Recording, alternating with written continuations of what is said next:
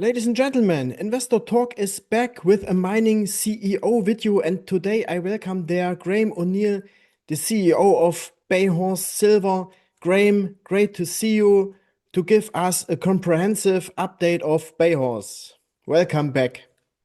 Thank you, Jan. It's a pleasure to be back and talking about Bayhorse and the great strides we've made and the great potential for our future.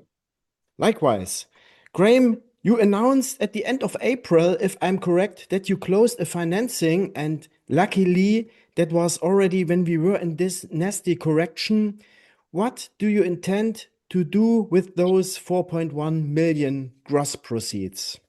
Well, the life financing that we closed, and I've got to tell you, from January when silver was at $120 and our share price was trading at 15, to when we closed it at 7 cents at the end of April, silver was dropping dramatically to I guess it was about $75 an ounce. So the market actually dropped quite dramatically at the same time, the silver shares, gold shares.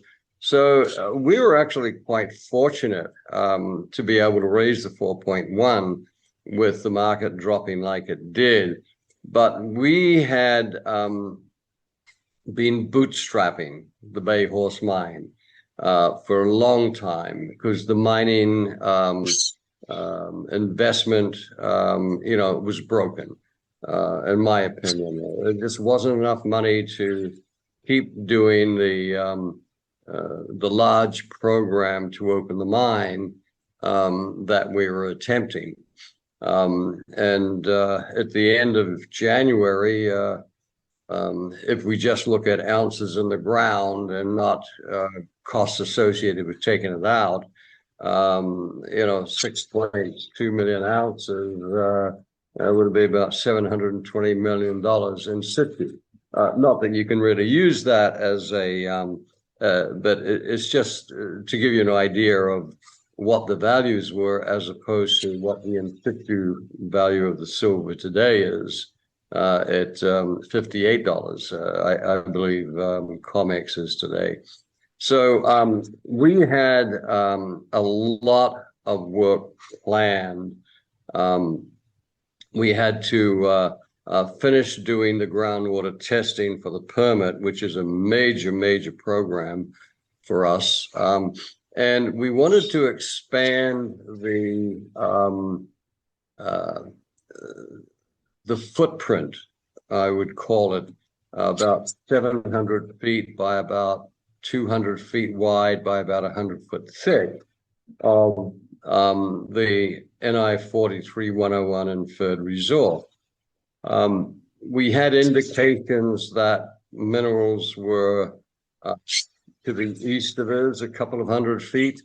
And we had two significant IP surveys that showed we had 4 significant targets. One about 650 feet to the south of the main workings, one vertically above and below the main workings, one to the east, which was a series of small IP anomalies, and another one to the northwest, which was fairly significant size as well. So what we did is we bought our own underground drill rig. This is the one that we had used a year and a half ago. And the reason we did that is, again, logistics. I will always talk about logistics because you can't do anything unless you have the people or equipment, the money and the time and the permitting in place. So these are all factors which stop you doing what you want to do. So for the drill, the reason we bought it is we couldn't find drilling equipment that was suitable for underground operation. we couldn't find drillers who could get there when we wanted them to be. Of course, the drillers we need have to be Mine Safety and Health Authority approved. So they've got to have underground experience. They've got to be licensed to operate underground. So that formed the structure. And your next press release, I think that came at the end of May, you announced that you intend to start with your drill program beginning 1st of June. So that's nearly a month back. How did it go so far? And when can we expect the first results? Well, good point. Yes, we announced that it would start at 1st of June. The drilling contractor arrived on site on the 1st of June. But between April, end of April, when we got the financing, and the 1st of June, we had to prepare the whole structure to support the drilling. So drillers can't work by themselves. Being underground, we knew that we needed at least 8,000 gallons of water a day. Or up to 8,000 gallons of water. So we had to provide a water source. Now, fortunately, we're right beside the Brownlee Reservoir, hydroelectric reservoir on the Snake River. So it's about 230 feet of lift. So we got a specialized pump. We installed it. That took a lot of time. Got the water tanks in place, piped. We did all the piping inside the mine to get ancillary water inside the mine. Got all the pumps. Then, because we took our ore sorter out and rented it a couple of years ago, there was a lot of stuff inside the ore sorter building, which is supporting the underground drilling program that needed to be fixed. And on top of that, we have to be in full compliance with mine safety and health regulations. So we couldn't just say, hey, here's the mine, go and drill. So we actually did 30, 40 days of preparatory work, getting the drill rods inside, getting the drill rig inside, getting the floor of the drill station in such a manner that we could actually do 15 to 20 holes from the same location, because we're actually going to be drilling in a circle from the same spot.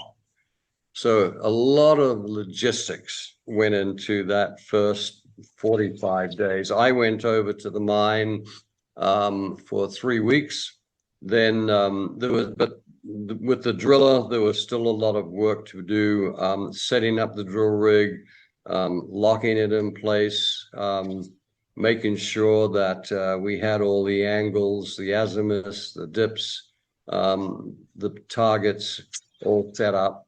And that takes time when you're in a spot that's basically 20 feet by 30 feet, 40 feet. And that's so it's like trying to drill inside a shoebox. Okay, interesting. And to repeat it, Graham, when are you expecting the first results from the drilling? Well, the drill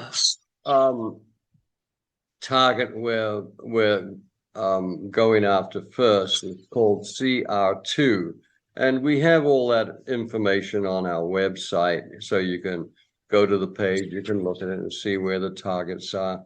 Now that target is a new one. It's about 600 to 650 feet to the south of the main workings, where the inferred resource is blocked out. So the holes, each hole will be about 800 to 850 feet in length. Now it's virgin territory. No mining has ever been done under there. We don't know what's there.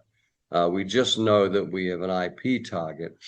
Now, the IPs we've done, the induced polarization, look at the resistivity of the rocks. And the lower resistance of the rocks tells us there's probably minerals there. Now, in the March 2025 survey, one of the IP targets was actually intersected by one of our groundwater test wells. That test well hit 3 meters of about 26 ounces a ton, I think, of which 1 meter was averaged about 1,100 grams. So that gave us confidence that the IP targets were probably all mineralized. And because the CR2 target to the south of where we're drilling into, south of the main resource area, is so big, it's about 200 feet wide. It's about, it's about 60 meters. It's about 250 meters or 700 feet vertically. So it gives us a pretty big target to go for. And so we're planned for 6 holes in it. And we've been drilling for approximately 30 days.